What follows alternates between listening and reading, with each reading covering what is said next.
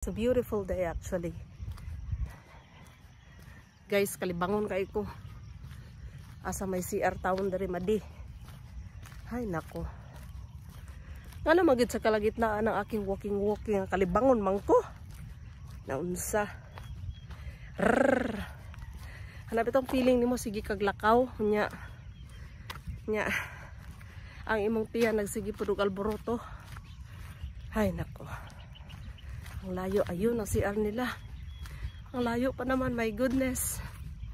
Sobrang layo pa. Oh. Paano na lang ni makaigit, magigkuan, diba? Yate. Yak.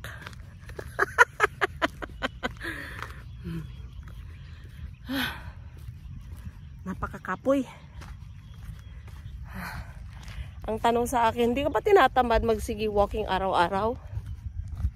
Actually, dumadating ako sa point na tinatamad ako. Pero, kailangan eh. Alam mo yun?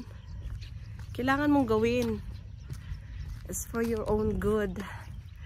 Kaya kahit nakakapagod na, nakakatamad na, bangon pa din.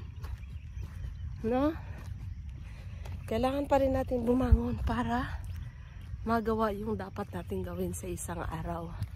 Sa lahat ng ating ginagawa araw-araw, kailangan meron tayong magawa na para sa health natin, para sa katawan natin.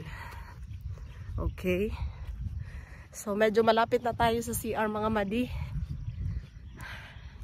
Ako'y parang naiigit na. Yeah!